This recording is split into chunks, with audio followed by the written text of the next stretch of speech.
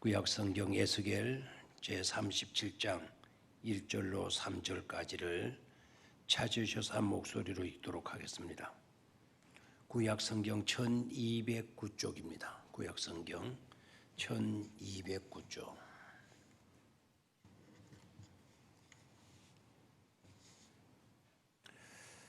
에스겔 37장 1절에서 3절까지 한 목소리로 같이 읽습니다.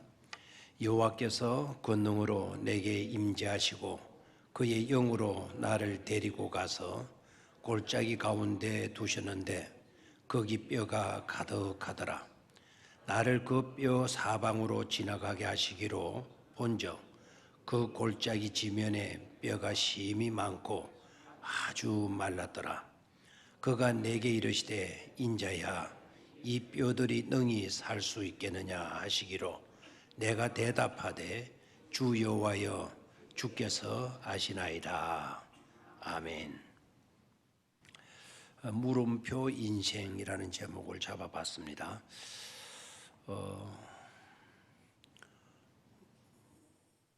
우리는 연속적으로 질문을 하기도 하고 질문을 받기도 하죠. 가만히 생각해 보면 질문과 별개로 살아갈 수 없는 존재가 우리 인생인 것을 깨닫게 돼요. 끊임없는 질문하기도 하고 끊임없는 질문을 받기도 합니다. 크게 두 가지로 나눌 수가 있겠습니다. 내가 하나님께 던지는 질문이 있고 하나님께서 나에게 우리에게 던지시는 질문도 있다 라는 겁니다. 크게 두 가지로 우리가 하나님께 끊임없이 질문하기도 하고 하나님께서 우리에게 끊임없이 질문하시기도 하신다라는 거죠. 성경에 보게 되면 그러한 사실들로 구성되어져 있는 것을 보게 돼요. 하나님이 우리 인간을 찾아오셔서 인간에게 질문하신 그와 같은 사건들, 스토리도 있고 그리고 우리 인간들이 하나님께 수없는 질문을 드린 그와 같은 스토리 이야기들도 성경 속에 많이 들어있는 것을 보게 됩니다. 아마 여러분들도 하나님께 묻기도 하고 또 하나님께로부터 여러분이 질문 받기도 했었을 것 같은데 대개 짐작으로는 하나님께 여러분 던진 질문들은 엄청나게 많으리라고 보고 하나님께서 여러분들에게 그 던지신 질문, 여러분들이 하나님께로부터 받은 질문들은 별로 없을 수도 있겠다 싶기도 해요. 혹시 하나님께로부터 질문을 보신 분들 있으시면 한번 눈으로 끔뻑거려 봐요. 몇 분들이 있네요. 버릇으로 눈이 끔뻑거리는지는 모르겠지만 손들어 보라 할까요? 하나님께로부터 질문 받은 일들이 있으신 분, 하나님께로부터 질문을 받은 경험이 있는 분들 있습니까? 상민 집사님 있어요? 근데 손이 여기까지 올라가다가 입으로 갔는데 아마 마스크를 끼가지고 가려웠던 모양입니다. 하나님께 던진 질문들은 많죠. 그렇죠? 여러 가지 일들로 질문했을 것 같은데요. 하나님께 드린 질문과 하나님께로부터 받은 질문들은 그 내용으로 들어가서 보게 되면 또 극과 극인 것을 보게 돼요. 다 그런 것은 아니지만 거의 대다수가 하나님이 우리에게 던진 질문 그리고 우리가 하나님께로부터 받은 질문의 내용하고 우리가 하나님께 질문하는 질문의 내용하고 같지를 않다라는 거예요. 엄청난 갭 차이를 보게 된다라는 겁니다. 대개 우리가 하나님께 던지는 질문, 하나님께 하는 질문은 대개 원망 섞인 질문들을 많이 해요. 원망, 불만, 의심, 의문, 그와 같은 질문들을 많이 던지게 되죠. 대개 하나님께로부터 은혜 받고 복을 받고 난 뒤에는 그 은혜 받은 그 복을 가지고 은혜 받은 그 복, 은혜 받은 그 내용을 가지고 많은 축복을 받았다면 그 축복받은 내용을 가지고 하나님께 질문을 드린 경우들은 거의 없는 것 같아요. 그렇죠? 대개 우리가 하나님께 드리는 질문은 원한, 원망, 불만, 이런 거, 의문, 이런 것으로 질문을 했지. 받은 은혜에 대해서 질문하거나 받은 축복에 대해서 질문을 하는 경우들은 거의 없지 않겠는가 생각이 돼요. 성경을 보게 되면 전혀 없지는 않아요. 정말 믿음이 탁월했던 영적 수준이 굉장히 성숙했던 깊고 성숙했던 분들은 받은 은혜에 대해서 하나님께 질문을 하더라고요. 그 대표적인 인물을 말하라고 한다면 저는 다윗을 이야기할 수가 있겠습니다. 다윗이 이런 질문을 하죠. 하나님 아버지, 나와 내 집은 무엇입니까? 도무지 우리 집은 어떤 집입니까? 내가 무엇이기에, 우리 집안이 무엇이기에 하나님께서 이와 같은 축복을 베풀어 주시는 것입니까? 엄청난 은혜와 복을 받고 다시 하나님께 던진 질문의 내용이에요. 내가 뭔데? 내 가족이 뭔데? 우리 집구석이 형편없는 집구석인데도 불구하고 어쩌자고 하나님께서는 우리 가정에 또 나에게 형편없는 나에게 이런 은혜와 이런 축복을 주십니까? 라는 질문을 던진 케이스가 있어요. 아주 특별한 케이스예요. 우리가 하나님께 이런 질문을 던진다면 이거는 보통 수준 있는 성숙한 질문이 되어질 것입니다. 유치한 질문이 아니고 아주 성숙한 아름다운 귀감이 되는 하나의 롤 모델로 삼을 수 있는 그와 같은 질문이 될 것입니다. 그런데 대개 우리가 하나님께 던지는 질문들은 정반대이잖아요. 하나님, 왜 나에게 이런 시련을 주십니까? 왜 나에게 이런 고통을 주시는 거죠? 하필이면 왜 나에게 이런 암을 주시는 겁니까? 도무지 이유가 뭡니까? 내가 뭘 잘못했습니까? 내가 11조를 안 했습니까? 내가 하나님을 적당히 믿었습니까? 이렇게 열심으로 믿어왔는데 왜 어쩌자고 나에게 이와 같은 고통을 허락하시는 것입니까? 주로 우리는 이런 내용의 질문들을 많이 던지고 있잖아요. 아닙니까? 깁니까? 어때요? 어느 질문이 많아요? 원망, 불만, 불평, 의문? 하나님께 여러분 질문을 기도할 때도 많은 질문을 던지죠. 그런 쪽이 질문이 많잖아요. 아까 다윗과 같은 받은 은혜와 받은 축복에 대해서 너무너무 감격해서 하나님께 던지는 그 은혜로 그 축복으로 질문하는 케이스들은 드물다라는 거예요. 아무튼 저와 여러분들도 신앙이 성숙해서 은혜 받은 것을 축복받은 것을 당연시하지 말자 이거예요. 그 은혜가 큰 은혜가 아니더라도 큰 축복이 아니더라도 실제적으로 시시한 은혜가 어디 있겠어요? 시시한 축복이 어디 있겠어요? 다 하나에서 끝까지가 귀하고 소중한 은혜요 축복들 아니겠습니까? 그 받은 은혜와 축복을 절대로 당연시하지 말고 그 축복받은 것에 감격하면서 아주 수준 있는 고차원적인 성숙한 그런 질문을 드리는 자들이 우리 교회 안에 더욱더 많이 쏟아져 나오게 되기를 축원합니다. 그런 성숙된 믿음의 종들이 많이 배출되어져 나와야 될 것입니다.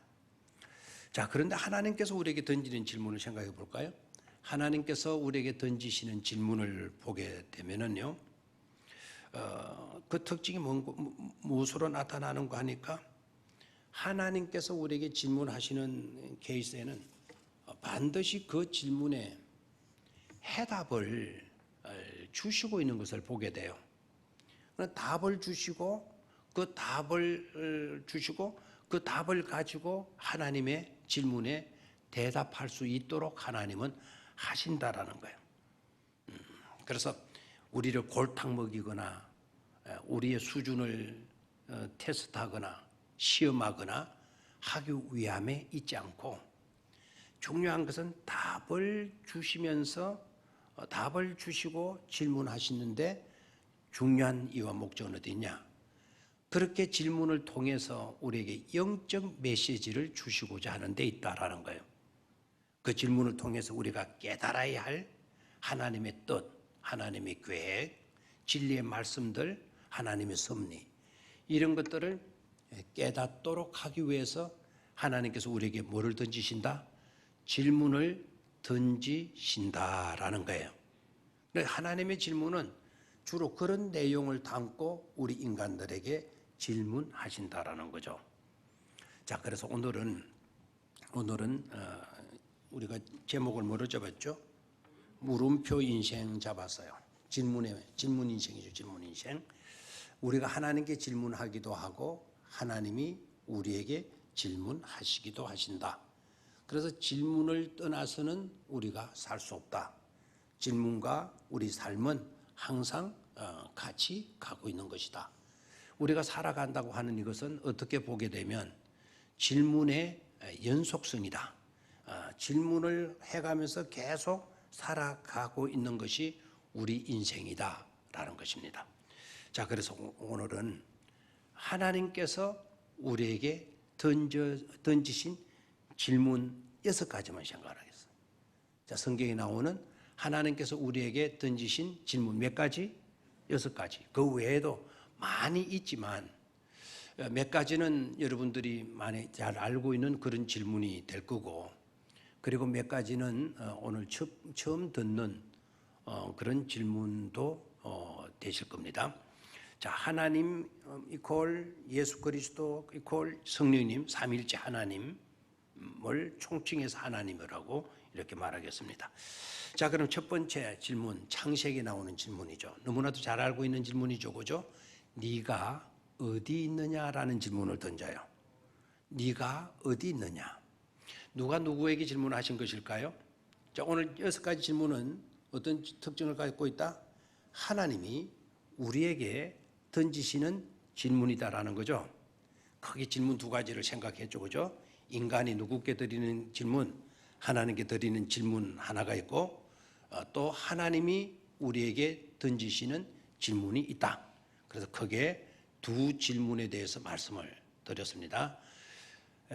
우리가 하나님께 드리는 질문의 특징을 말씀을 드렸고, 하나님께서 우리에게 던지시는 질문의 특징도 말씀을 드렸습니다.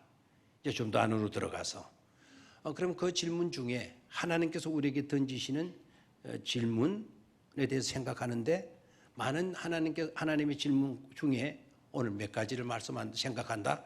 6가지를 생각한다라는 거예요. 이해가 되겠죠? 몇 가지? 6가지. 하나님께서 우리에게 질문하시는 데에는 반드시 그 속에 해답을 주시고 계신다. 하나님이 우리에게 질문하시는 경우에는 우리를 골탕 먹이게 만들고 난처하게 만들기 위함이 아니고 우리에게 뭐를 주시고자 함이 있다? 영적 메시지를 주시는데 목적이 있다라는 건 아멘입니까? 그래서 질문을 우리가 생각하게 되면 하나님이 우리에게 말씀하시고자 하시는 뜻을, 메시지를 찾을 수가 있는 것이죠. 자, 첫 번째가 어떤 질문? 네가 어디 있느냐라는 질문을 하고 있죠. 그렇죠? 자, 누구에게 하신 질문이다? 아담에게 하신 질문이죠. 그런데 아담에게만 그분들만 생각하지 말아요. 아담은 우리를 대표하는 인물이에요.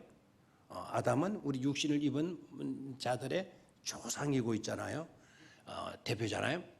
2 아담이 있죠. 첫 번째 아담이 있고 2번째 아담이 있죠. 첫 번째 아담은 누구이고? 아담이고 있고, 2번째 아담은 예수 그리스도잖아요. 그렇죠? 그러니까 첫 번째 인간 아담, 우리 모두에게 질문을 하시는 거예요. 네가 어디 있느냐? 이 질문은 하나님이 아담이 어디 계시는지 몰라가지고 질문하신 걸까요? 하나님은 모르는 것이 있어요, 없어요? 보지 못하는 것이 있을까요, 없을까요? 하나님을 도망치려고 하지 마세요. 하나님의 눈을 피하려고 하지 마세요. 그럴수록 어리석고요, 아주 이상하게 되어지는 겁니다. 심지어 시편 기자는 하나님 얼굴 피하기 위해서 온 사방으로 다 다녀봤다 그랬잖아요. 저 산골짜기도 들어가 보고 바다 건너편까지도 새벽 날개를 저어가지고 바다 건너편까지도 하나님의 낯을 피하려고 가봤다는 거예요. 그런데 거기에도 누가 계셔요? 하나님이 계세요. 그 정도일 뿐인 줄 압니까? 근데 이분은 그 정도로 멈추지 않고 내가 어디까지 내려갔다? 지옥 수월까지 내려갔다. 우리 성경은 서울을 음부라고 번역했죠. 저 지옥 무정경이라고 하는, 무정경이라는 것은 바닥이 없다. 없을 무자에다가 밑바닥 젖자에다가 꽹 동굴 굴을 말하죠.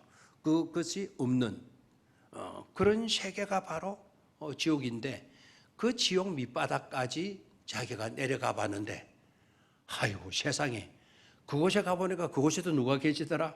하나님이 계시더라는 거예요. 하나님은 안 계시는 데가 없으신 분이에요. 그래서 그걸 어려운 말로는 어렵지도 않아요. 한자 조금 아시는 분들은 당장 알죠. 무소부재다. 그런 장소는 없다. 부재하는 장소는 없다. 부재는 없을 부자에다가 아닐 부자에다가 있을 제자죠. 안 계시는 곳은 무소하시다. 없으시다라는 거예요. 하나님은 어디에서 계시는 분이신 줄로 믿습니까? 그렇다면 우리가 어디에 있는 것을 하나님이 모르실 리가 있습니까? 아담이 어디에 있는지를 하나님이 모르실 수가 있습니까? 어디에도 계시는 하나님이신데 아담이 어디에 있는지를 하나님이 모르실 리가 없죠. 그럼에도 불구하고 네가 어디에 있느냐라는 질문을 던져요. 질문을 던지면 이 질문은 누구라도 대답할 수가 있겠죠. 그래서 아담이 대답하잖아요. 내가 벗었으므로 뭐하였나이다. 숨었나이다. 대답 못한 게 아닙니다. 대답했습니다. 그런데 하나님의 중요한 메시지는 어디에 있었는가 하니까 너의 영적 위치가 어디냐라는 것을 묻고 있는 거예요. 다시 한번, 너의 무슨 위치? 영적 위치가 어디냐라는 거예요. 너의 영혼이, 너의 영이 지금 어디에 머물고 있느냐? 혹시나 그 영이 나에게서 이탈되어져 있지는 않느냐라는 질문입니다. 여러분, 죄는 최초의 인간이 지은 죄가 뭐냐라고 물으면 대다수 사람들이 아담이 지은 죄가 뭐라고 그러죠? 불순종이라고 그러죠. 맞죠? 맞아요, 안 맞아요? 질문을 던지면 좀 답을 좀 하셔야죠. 불순종 맞지 않습니까? 하나님의 명령을 뭐였습니까? 거역했죠. 불순종이 그 죄의 내용이에요. 맞아요. 그거 틀린 대답 아닙니다. 그럼 그 불순종이 뭐냐? 하나님의 명령, 하나님의 말씀을 어겼다는 것 아닙니까? 그렇죠? 우리는 말대로 해야 순종이 되고 말대로 하지 않으면 그건 거역하는 거죠. 불순종하는 거죠. 그래서 여러분, 말 잘 듣는다, 말 잘 듣는다는 이거는 굉장히 축복된 말이라는 것을 깨달아야 돼요. 그 자식 그거 죽어도 말 안 듣더라? 그러면 그 인생은 정말 불쌍한 인생이라는 것을 아셔야 합니다. 그게 제가 그 말을 해서 그러는 거 여러분 별로 실감이 안 나는지 모르지만, 하나님께서 만약에 여러분들에게, 우리에게 저 자식 저거 참 말 안 들었더라, 말 안 듣는 놈이다, 그러면 이건 끝장난 것 아닙니까? 그런데 하나님께서 우리에게 말씀하시는 거예요. 그분 정말, 그 사람 정말 내 말 잘 들어, 내 말 잘 듣는 사람이야. 놀라운 칭찬이고 축복 아닙니까? 맞습니까? 예. 그래서 말을 듣지 않았다, 불순종했다는 거거든요. 이것은 바로 피조물로서의 있어야 할 자리를 이탈해버린 거예요. 무슨 자리? 피조물로서의 있어야 할 자리를 이탈해버린 거예요. 피조물로서의 자리를 이탈했다 그러면은 뭘 의미하죠? 피조물인 우리가 피조물 자리에서 이탈해버렸다라는 것은 하나님의 뜻을 거역했다라는 거예요. 우리를 만드신 분이 누구이죠? 하나님이시죠. 하나님이 나를 만들어 주셨건만, 그래서 나는 피조물인데, 피조물이건만 그 피조물의 위치에서 우리가 이탈해버린 거예요. 그럼 하나님과 상관이 없이 없는 존재다라는 것을 인정하는 거예요. 이게 바로 뭐다? 타락이다라는 거예요. 아멘입니까? 여러분의 영혼이 하나님과 관계가 없고 있지는 않습니까? 내 하고 싶은 대로 다 합니까? 내 뜻에 맞지 않으면 다 뒤엎어버립니까? 내 생각에 안 맞으면 다 틀려먹은 겁니까? 여러분 조심하셔야 돼요. 피조물의 자리에 이탈되지 않아야 된다. 이탈되어진 상태를 우리는 죄라고 그런다. 하나님이 지금 질문을 하신 네가 어디 있느냐? 피조물의 자리에 네가 그대로 서 있느냐? 즉 나와 상관 있는 관계성 속에 네가 놓여져 있느냐? 아니면 나와 상관없는 자리로 네가 이탈해 버렸느냐? 라는 질문입니다.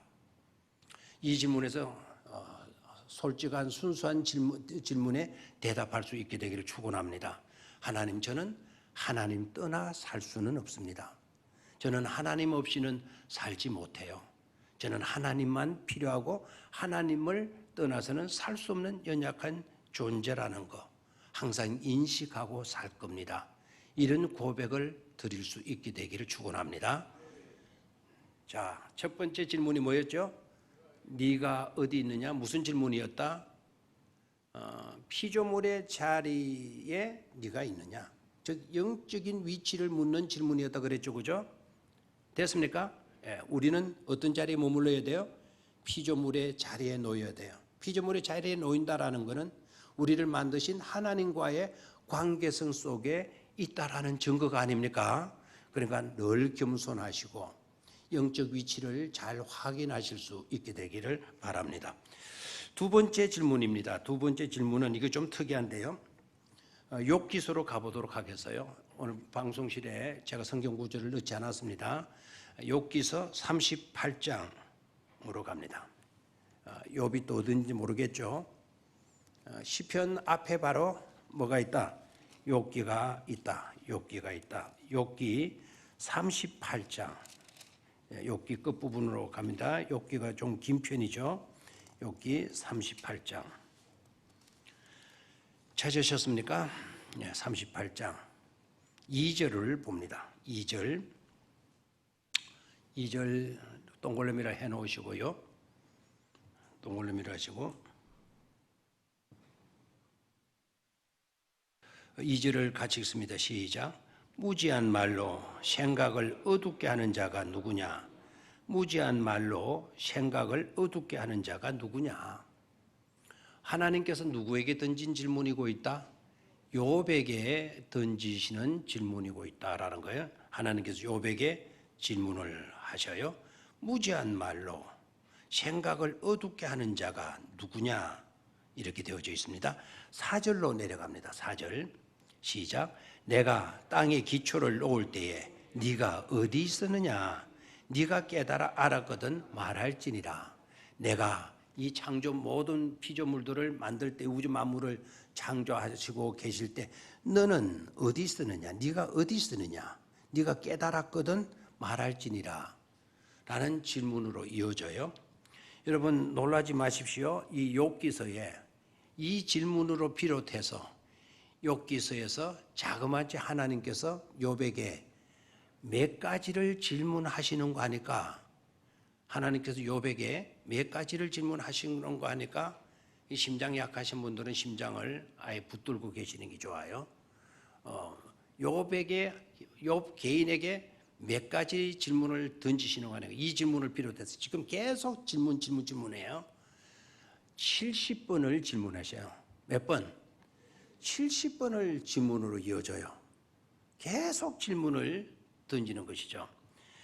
이 질문 속에서 깨달아야 될 것은 바로 뭔가 하니까 하나님의 관점으로 우리들의 수준을 올려주시는 거예요. 하나님이 보시는 관점으로 우리도 볼 수 있도록 우리가 이해하고 해석할 수 있도록 하시기 위해서 던지는 질문들이다라는 거죠. 됐습니까? 자, 두 번째 질문은 우리의 하나님의 관점으로 우리의 수준을 올려주시기 위한 뭐라고요? 질문이다. 우리가 보는 것, 해석하는 것, 이 모든 것들이 누구의 관점으로 보고 해석하는 거다? 하나님의 관점으로 보고 해석할 수 있도록 하시기 위한 질문이고 있다라는 거예요. 욥에게 몇 번의 질문을 던지고 있다? 70번의 질문을 던지고 있는 거예요. 그 70번의 질문을 받고 질문에 대해서 답을 찾고 하다 보니까 아하, 하나님의 뜻이 일하셨구나. 하나님은 이 모든 것을 이렇게 보시고 이렇게 해석하시고 계셨구나 하는 것을 깨닫고 하나님의 관점으로 보고 하나님의 관점으로 해석할 수 있도록 하시기 위한 질문을 던지시고 계신 것이다라는 것이죠. 감사해요, 안 감사해요? 생각해 보면 이것 또한 감사한 일이 아닐 수가 없어요. 저와 여러분들도 수없이 하나님께로부터 이런 질문을 받는 것 중요할 줄로 믿습니다. 이 질문을 안 받으니까, 그것도 질문을 안 받으니까 생각을 하지 않는 거죠. 질문은 굉장히 심리학에서도 상담학에서도 굉장히 중요합니다. 신앙생활을 하는 데 있어서도 질문이 얼마나 중요한지 몰라요. 중세의 교육 철학 중에 가장 중요한 것이 질문이었어요. 그래서 문답식 교육이 있잖아요. 문답식 교육 들어봤나요? 우리 옛날에 세례 교육 시킬 때 옛날에 신앙생활 하시는 분들, 옛날에 신앙생활 하시는 분, 옛날부터 믿어오시는 분들, 세례 받으실 때 어떻게 받았죠? 그때 옛날에는 학습 받고 세례 받고 절차도 얼마나 복잡했는지 몰라요. 학습 받으려고 그러면은 6개월을 이상 다녀야 되고, 그 다음에 세례 받으면 1년을 이상 다녀야 되거든요. 그게 옛날에 그것도 발전돼서 그랬어요. 옛날에는 학습 1년, 세례 2년 있어야 세례를 받을 수 있게 되었어요. 그만큼 이제는 많이 수월하게 세례를 받을 수 있도록 해 주신 것이죠. 학습 받고 세례 받을 때 문답하는 시간에 얼마나 쪼렸는지 몰라요. 저는 미션 계통을 나와서요, 세례를 늦게 받았죠. 늦게 받았는데 청년 때 받았어요. 고등학교 2학년 때인가? 고등학교 2학년 때구나. 고등학교 2학년 때 세례를 받았는데, 아이고, 시골에 전도사님이 계시고, 전도사님은 세례를 못 주잖아요. 그러니까 이제 순회하시는 목사님이 오셔가지고 질문을 하시고, 그 다음에 시골에 계시는 장로님이 앉아가시고, 아이고, 그 문답할 때 얼마나 떨었는지 몰라요. 그렇게 심하게 뜨는 것을 무슨 나무 떨듯 뜬다 그래요? 사시나무 떨듯 뜬다는 거예요. 여러분 사시나무 보셨어요? 사시나무가 왜 떨죠? 사시나무의 특징이 뭐죠? 이파리가 넓고 이파리가 많이 붙었잖아요. 사시나무 가시나무입니까? 아니죠. 은사시나무로 생각하면 돼요. 은사시나무. 저 러시아 땅에서는 자작나무가 은사시나무가 비슷해요. 그 이파리가 달리는 게 조그만 이파리 달리니까 바람 불면 발랑발랑하게 이러죠. 막 흔들리죠. 그래서 사시나무 흔들리듯 뜬다 그랬어요. 많이 뜨는 상태를 그래요. 그러니까 아는 것도 당황해가지고 물으면은 대답이 잘 나와야 안 나와요? 안 나오죠. 그래서 이제 우리 교회도 아주 재미나는 에피소드가 있습니다. 우리 교회 문답식에도 어느 장로님이 아담과 하와가 뭘 먹었어요? 뭘 따먹었어요? 그러니까 사과나무요! 하면 당장 팍 대답을 했어요. 사과나무 열매인가? 사과인지 복숭아인지 모르겠어요. 그 친구는 딴에는 확신을 가지고 대답을 하더라고요. 그럼 우리 모두가 다 웃고 배를 꽉차는데 아는 것도 잘 대답을 못해요. 그 QA 시스템이라고 그러죠. Q&A, QA 시스템이다. Q, question and answer, 질문하고 대답하는 형식이다. 문답식 교육이에요. 이게 정말 효율적인 공부이고 있어요. 우리 요리 문답 공부하는 게 중요한데 나중에 요리 문답 강의들을 좀 하려고 하고 있는데요. 요리 문답 강의의 주된 특징적이 뭐냐? Q and answer 채널, A 시스템이에요. 질문하고 대답하는 거예요. 단답식으로 이루어지는 것 같아도요, 그거는 놀라운 영적 교훈을 담고 있는 그런 형식이 돼요. 질문하는 거 얼마나 중요한지 몰라요. 이런 가지의 질문을 하면서 자기 스스로 아하 하고 깨달아 가게 되는 것이죠. 그래서 하나님의 뜻이 어떠한지, 하나님은 어떤 관점으로 보시는지를 스스로 깨닫게 하도록 하기 위한 두 번째 질문이다라는 것이죠. 누구에게 던졌다? 욥에게 던지신 질문이다라는 거예요. 아시겠습니까? 저와 여러분들이 이 질문에 잘 대답할 수 있는 그런 능력자들이 되시기를 축원합니다. 그래야만이 우리가 정상적인 신앙생활을 할 수가 있어요. 30년 믿어도요, 여전히 자기 관점으로 보는 것에 매여져 있는 사람이 있거든요. 이는 고정관념에 매여 있어요. 우리가 깨트려야 할 고정관념 3가지가 있는데, 그는 아침 묵상에 제가 보냈는데요. 제가 녹음을 시키는지 모르겠어요. 어저께까지 했는지. 제가 이번 주 오는 수요일까지 원고 정리를 해놨거든요. 아마 이번 주간에 나가는지 모르겠어요. 우리가 깨뜨려야 할 고정관념 3가지에 대해서 아마 말씀이 나가는지 나갈 것인지는 제가 잘 모르겠습니다. 아무튼 아마 이번 주간에 아침에 한번 들어보시기를 바라고요. 내가 알고 있는 그 지식이 전부인 양 생각해요. 거기에 딱 매여 있는 통에 하나님의 능력을 제한해 버리는 거야. 그거 이상으로 하나님이 얼마든지 역사하시는데도 불구하고 내가 알고 있는 그 지식에 딱 매여져 버리는 거 있는 거예요. 이것도 잘못하는 겁니다. 이것도 잘못하는 것이죠. 그래서 깨뜨려야 할 고정관념인데, 우리가 보는 각도도 내가 아는 상식으로, 내 방법으로, 내 믿음으로, 내 지식으로, 내 경험으로 보려고만 하지 마라. 그렇게 되면 더 이상 성장은 멈추어지게 된다. 하나님의 관점으로 보는 훈련들을 늘 개발하게 되게 되면 그리스도의 장성한 분량까지 자랄 수가 비로소 있게 되는 것이다 라는 거예요. 아멘. 그래서 누구를 훈련시켰다? 욥을 훈련시켜 갔죠. 맞죠? 그래서 욥이 나중에 배가의 축복을 받고 난 뒤에 얼마나 하나님께 영광과 존귀와 감사를 올려드리고 있는 것입니까? 욥기서 끝 부분을 읽으면 되겠죠. 자, 그 다음에 3번째 질문입니다. 그 3번째 질문은 큰 축복으로 우리를 유도해 가기 위한 질문이에요. 다시 한번, 더 큰 축복으로 우리를 유도해 가시기 위한 뭐라고요? 질문이고 있다라는 거예요. 질문이고 있다. 됐습니까? 자, 다시 한번 3번째, 더 큰 축복으로 유도해 가시는, 이끌어 가시는 뭐이고 있다?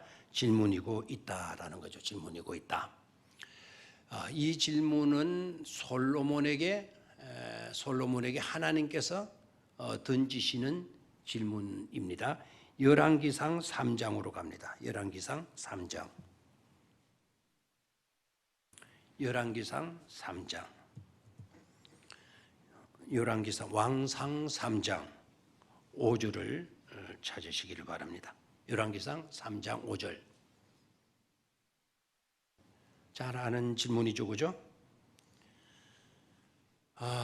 빨리 찾았나요? 자, 찾으시면 큰 소리로 누가 다 들을 수 있도록 읽어 주십시오. 3장 5절.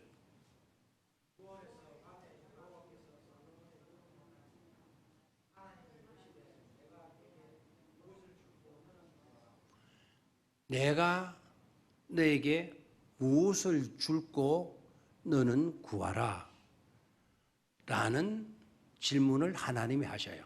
기보야 산당에서 그 솔로몬이 1,000번 제물을 드리죠. 1,000번 제물을 드리죠. 그리고 난 뒤에 하나님이 그 기도를 들으시고 응답으로 질문을 하셔요. 응답하신 것이 질문하셔요. 내가 너에게 무엇을 해줄꼬? 내가 네게 무엇을 해줄꼬?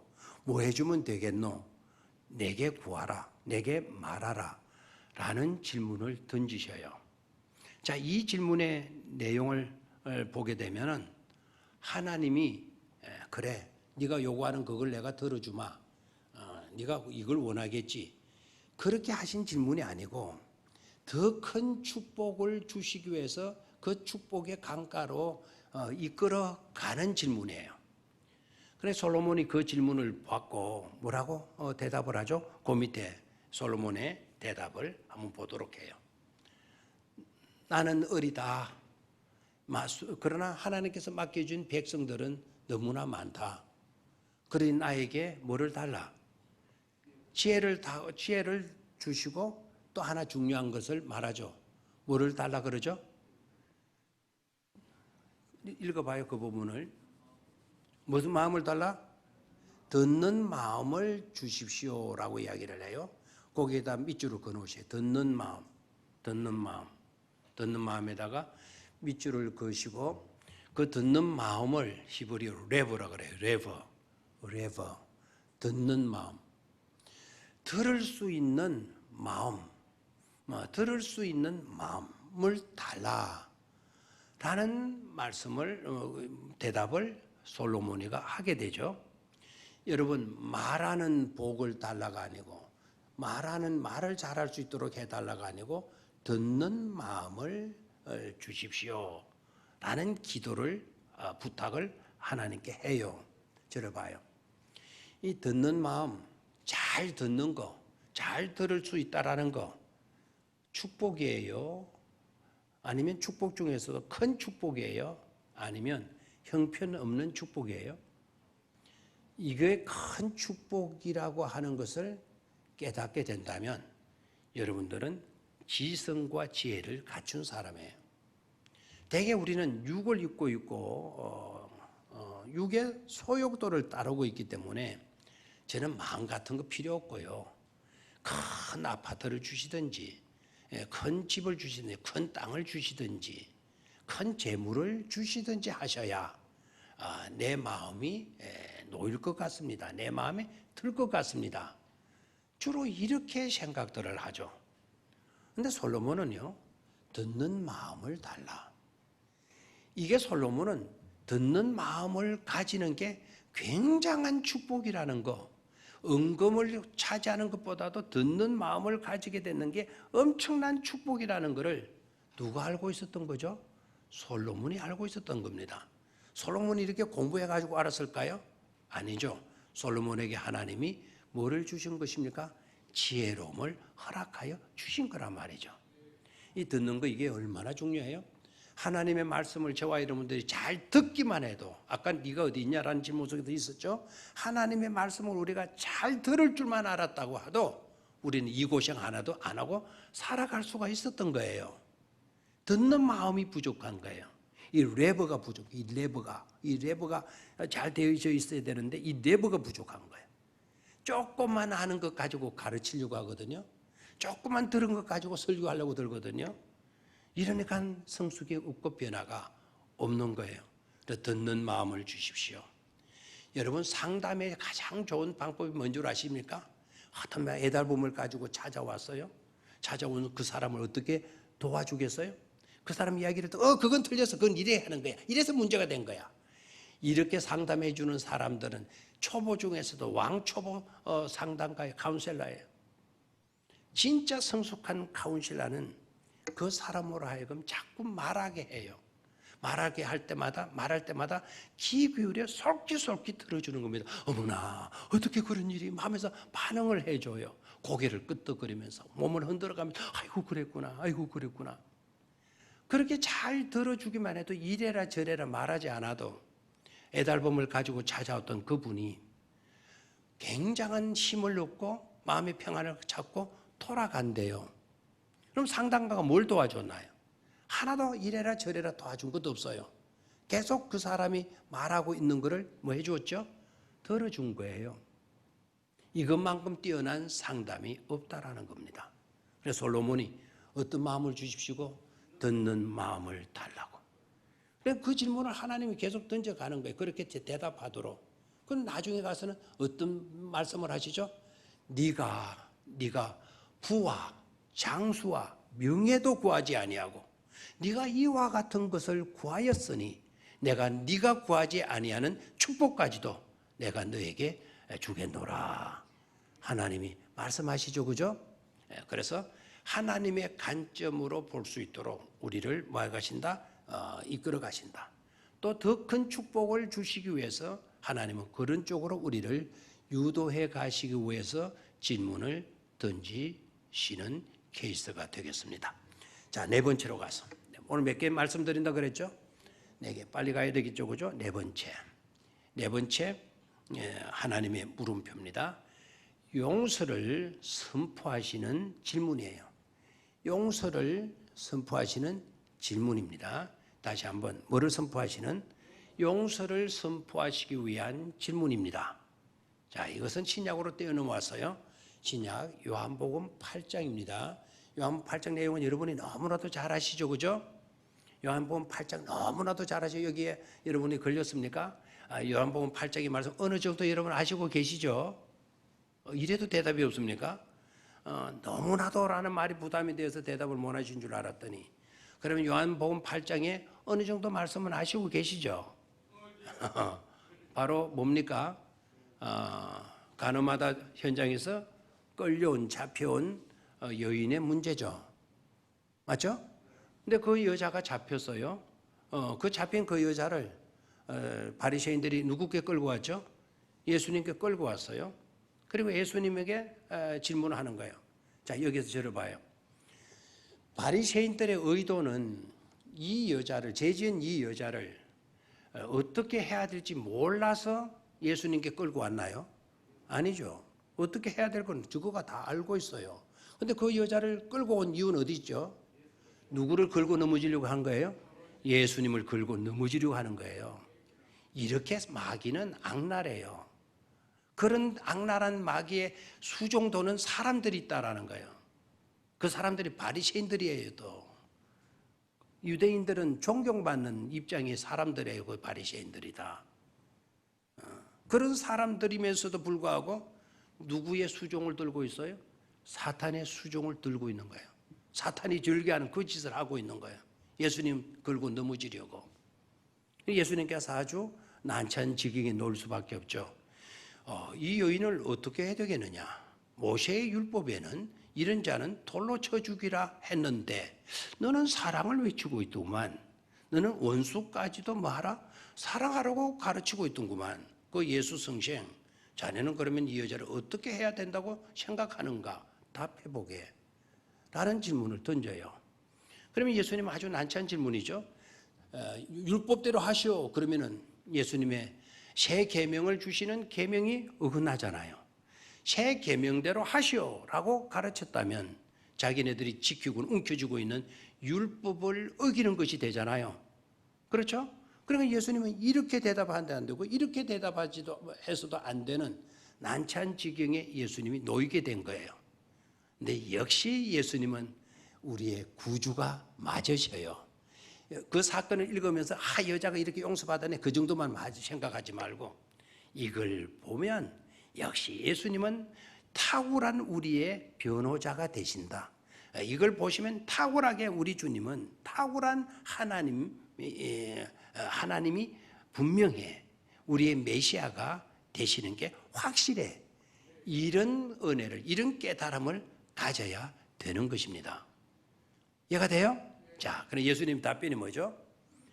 자, 두 가지를 다 응하는 대답을 해 주셔요. 아주 이 시간은 긴장된 시간이죠. 예수님이 긴장감을 불러일으키기도 해요. 그런 질문을 받으시고도 예수님은 침묵으로 일변하시면서 다만 최초로 그리고 그것이 마지막으로 예수님이 땅에다가 손가락으로 뭐를 쓰시죠? 글자를 쓰셔요. 그 글자의 내용이 어떤 글자인지는 아무도 아직까지도 몰라요. 사람들마다, 신학자들마다 또 성경을 깊이 읽는 사람들마다 아마 추측들은 해요. 아마 이런 말씀을 쓰시지 않았겠는가. 상상들은 해요. 어떤 사람은 이렇게 이야기해요. 예수님이 그 쓰신 것은 너 자신을 알라라는 말씀이었다. 그 말이 태서 형님 아닙니까? 너 자신을 알라. 이렇게 이 여자를 죽이려고 돌로 쳐주려고 그리고 나까지 죽이려고 하는 니놈들 자신들을 좀 들여다봐. 네 자신을 알라. 아마 그 말씀을 쓰셨을 것이 아니겠는가 라는 생각을 하시는 분들도 있고 어떤 사람들은 용서라고 하는 단어를 쓰시지 않았을까? 또 어떤 사람들은 사랑이라고 하는 단어를 쓰시지 아니하셨을까? 라는 추측들을 해요. 그런데 정확한 어떤 단어를 쓰시는지는 우리는 알 수가 없어요. 왜 알 수가 없냐? 성경이 말씀해 주지 않고 있기 때문에 그래요. 아무튼 예수님께 뭐라고 글씨를 탁 쓰시고 전부 다 긴장감이 막 고조됐겠죠. 예수님이 손끝에서 흙이 파여져 나가고 파여져 나가니까 어떤 형체가 드러날 때 저것이 뭐냐 하고 막 다들 주시하지 않았겠어요? 그리고 손이 딱 멈추지고 고개를 드시면서 무리들을 향하여 말씀하십니다. 너희들 가운데 죄 없는 자가 돌로 쳐라 라는 말씀을 하시죠. 뭐 없는 자가, 죄 없는 자가 죄인을 정죄하려고 하면 죄가 없는 사람이 정죄할 수가 있다. 죄 있는 사람이 어떻게 죄 있는 사람이 어떻게 죄 지은 사람을 정죄할 수가 있느냐? 어떻게 흥부든 걸레로 방 청소를 할 수 있겠느냐? 방 청소해도 역시 그 방은 더러운 방으로 남을 수밖에 없지 않느냐? 죄 없는 자가 돌로 쳐라 그랬어요. 쳐라, 치지 말라 하지 않았어요. 치지 말라 했으면 율법을 어기는 겁니다. 쳐라 그랬으니까 율법을 이해한 것이죠. 그 다음에 중요한 것이 뭐였죠? 죄 없는 자여야 돼. 죄 없는 자가 있는데 가만히 생각해 보니까 죄 없는 사람이 있다 없다?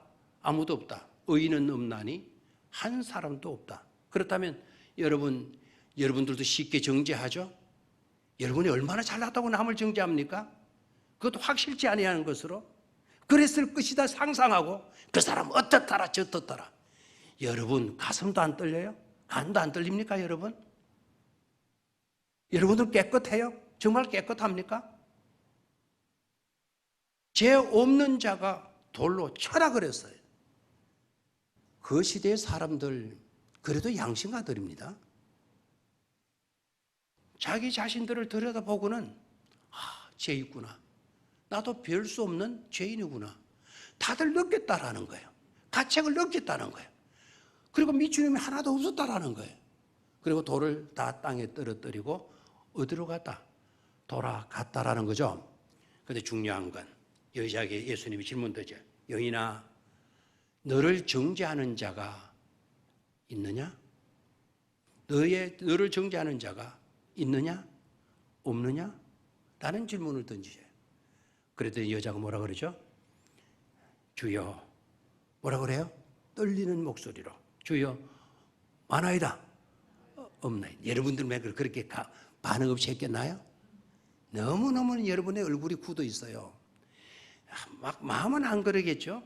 얼굴을 보면 정말 인정머리 없어요. 정말 쌀쌀해요. 쌀쌀해요. 막 무슨 철학가나 되는 것처럼 엄숙하게 쳐다봐요. 너무 그러지 마시고 좀 순수하시면 좋지 않겠어요?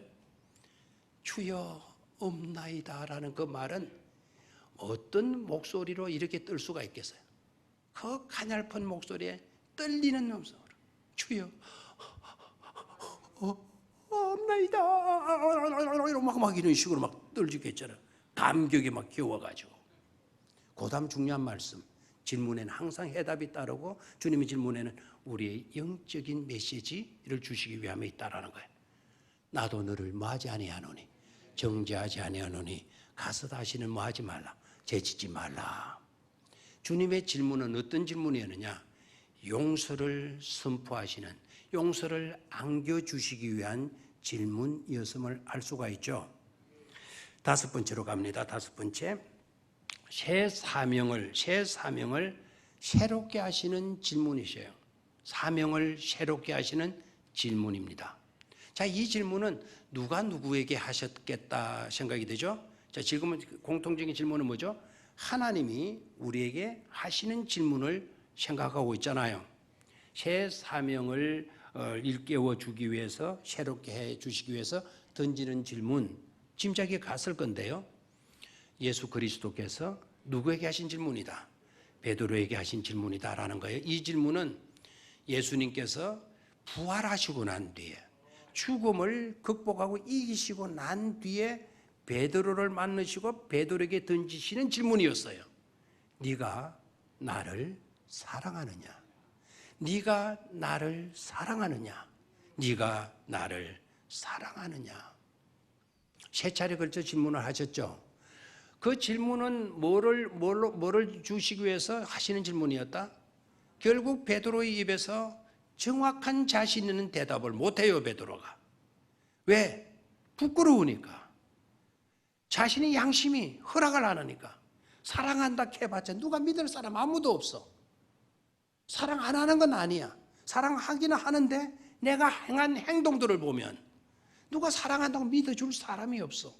그러나 내 본심만큼은 누구를 사랑하는 게 분명해? 주님을 사랑하는 게 분명해. 주님을 사랑한다 해놓고도 예수님을 수차례 부인했잖아요. 그러니까 이제는 말할 수가 없어. 부끄러워서. 그러나 그런 실수가 있었음에도 불구하고 내 본심만큼은 누구를 사랑한다? 주님을 사랑해요. 그래서 주께서 하시나이다. 주께서 하시나이다. 주님께서 하시나이다. 내 행동한 나타나는 결과를 보면 정말 아니에요. 누가 하나 믿어줄 사람이 없어요. 그러나 내 본심만큼은 하나님은 중심을 보시고 중심을 보시는 하나님이 아실 것이기 때문에 누가 아실 것입니다? 바로 당신께서 아실 것입니다. 내 마음 아시죠? 내 마음 아시죠? 내 마음 아시죠? 근데 예수님께서 뭐라 그래요? 그래, 내가 안다. 내가 알아. 그러니 내 양을 치도록 해라. 내 양을 먹이도록 해라. 내 양을 치도록 해라. 아멘입니까? 결국 네가 나를 사랑하느냐라고 하는 이 질문은 베드로에게 사명을 새롭게 고취시켜주는 그와 같은 질문인 것임을 알 수가 있죠. 됐습니까? 됐나요? 마지막 6번째. 오늘 이제 본문으로 왔어요. 오늘 본문 어디를 읽었죠? 에스겔서를 읽었죠? 에스겔서 몇 장? 에스겔서 37장을 읽었잖아요. 에스겔서 37장을 읽었습니다. 자, 에스겔을 데리고 하나님께서 골짜기로 가요. 골짜기로 가는데 그 골짜기는 아주 관광할 수 있는 비경을 간직한 골짜기였나요? 비경이 아니라 완전히 흉물 쓰는 아주 혐오의 그런 골짜기로 에스겔을 데리고 가죠. 그곳은 어떤 골짜기였나요? 공동묘지죠, 그죠? 뼈들이 가득한 골짜기로 데리고 갔어요. 여러분, 이러면은 뼈들이 가득한 골짜기로 데려갔다면 여러분 빨리 반응을 하셔야 돼요. 뭐 해야 돼요? 아이, 무서워 하고 떨든가, 소름 끼쳐 하고 떨든가 해야 되잖아요. 여러분, 낮에 공동묘지를 가도 뜨는 사람 많죠? 공동묘지. 그렇죠? 그런데 소들은 집을 잃게 되거나 주인을 잃게 되면은 어디로 가서 있다 그러죠? 무덤이 있는 거예요. 그럼 소들은 그 속에 뭐가 있는 걸 알아요? 사람이 있는 걸 주고 있지만 그 안에 사람 곁에 가면 소들은 평안함을 느낀대요. 그래서 소의 집을 무덤 걸어가면 틀리면 거기에 소가 누워 있는 걸 봐요. 그런데 인간이면서 인간이 죽어 있는 곳을 가면 뭐예요? 소름 끼치죠. 어떤 우리 교회 집사님이 자기 어머니 돌아가시고 난 뒤에 어머니가 그렇게 사랑하고 존경하고 했었는데 어머니 돌아가시고 난 뒤에 어머니 가서 손을 떡 잡아보는 순간 웰러났대요. 왜 난 줄 알아요? 자꾸 뻣뻣하게 굳어 있으니까 어머나 하고 났대요. 그렇게 다정스러운 어머니의 손길이었지만 호흡이 멈추어지고 체온이 떨어지게 되고 우리 몸들이 굳어지게 되니까 그렇게 사랑스러운 어머니의 손길이었지만 그걸 잡는 소름을 느끼고 어머니 손을 당장 놔버렸다. 그게 마음이 아프더라. 그렇죠? 인간은 무덤을 보면 싫어하고 두려워해요. 특히 동양 사람들은 더 그런 것 같아요. 근데 구라파는 오히려 무덤을 동네 한복판에 두잖아요. 무덤을 혐오스러운 곳으로 생각하지 않고 공원으로 생각하잖아요. 그래서 동네 한복판에도 뭐가 있죠? 공동묘지가 있는 걸 보잖아요. 근데 우리 동양은 무덤하면 저 산으로 갖다 이제 내다 버려야 되는 것으로 생각을 해요. 그런 마른 뼈들이 막 뒹굴고 있는 곳으로 에스겔을 데려갔어. 그럼 우리들의 감정을 좀 돋궈봐. 어머나, 에스겔이 막 두려워, 아유 무서워요.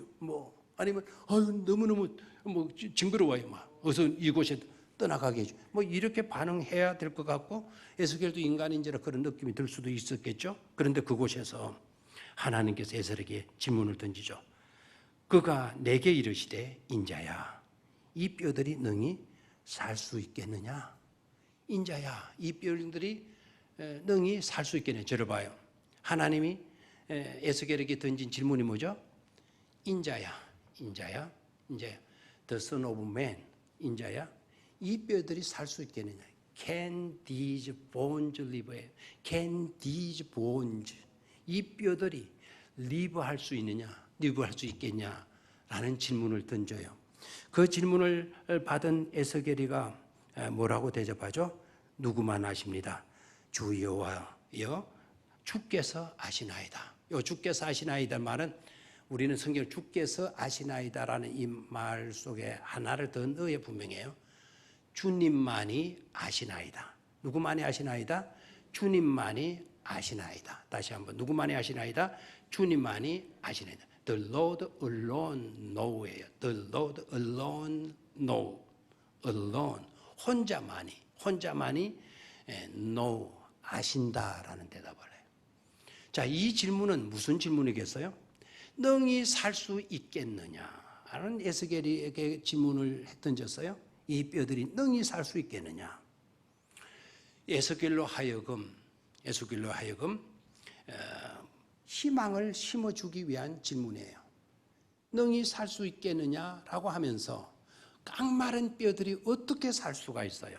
인간적인 생각으로는 살 수가 없죠. 어떻게 살 수 없는 그런 것에서도 이 뼈들이 일어나서 나중에 읽어보게 되면 그 뼈들이 다 조립이 되는 거예요. 뼈들아 모여서 근육이 돋고 뭐 살이 차지고 뭐 생기가 들어가더라 하고 나중에 가서 명령하니까 막 난리가 나는 겁니다. 막 부다닥닥닥닥 쭉쭉쭉쭉쭉 부다닥닥닥닥. 왜 그런 소리가 나죠? 뼈들이 갖다 맞춰진다고 가서 막 뚝딱딱딱딱딱. 세상에 이런 소라는 공장이 어디 있겠어요? 그 공동묘지가 부다닥닥닥닥닥 하고 막 통 완성될 때 하고 기침하고 막 사람들이 자네인가 하고 막 이래서 왔네요. 내 옆에 뒹굴던 뼈가 자네였는가 하고 막 서로 인사했어요. 저들끼리. 이게 상상이고요. 재미나게 하기 위한 것이고. 상상해보면 이거 굉장한 것 아닙니까? 바로 뭐죠? 불가능한 곳에서도 희망, 가능이라고 하는 것이 일어날 수 있다. 희망을 일깨워주기 위함에 있는 거예요. 오늘같이 어렵고 힘든 상황에도 여러분, 하나님은 모든 것을 가능케 만들어줄 수 있음을 여러분 깨닫고 희망을 가지실 수 있게 되기를 축원합니다. 과거에 많은 것을 잃었다 하더라도 그 잃은 것을 하나님은 회복시켜 주시는 거예요. 과거에 여러분 어떤 삶을 살아왔던지 간에 이제는 여러분들이 새롭게 하나님이 만들어 주시는 희망을 여러분들 가슴 속에 심어 주시는 거예요. 나 같은 죄인도 새 사람이 될 수 있다라고 하는 희망을 안겨주시는 질문이고 있음을 깨달아야 될 줄로 믿습니다. 벌써 이제 10월달로 접어들 건데 낙엽은 우수수 이제 떨어져 가겠죠. 그러나 우리들 마음속에는 새로운 생기로 움돋고 누구를 대하든지 포근하게 대하는 마른 뼈다귀로 대하지 말고 생기가 돌고 아름다운 피부, 부드러운 피부로 모든 사람들을 대하고 따스하게 안아주고 감싸주는 그런 희망, 그런 꿈을 가지고 나아갈 수 있게 되기를 주의 이름으로 축원합니다.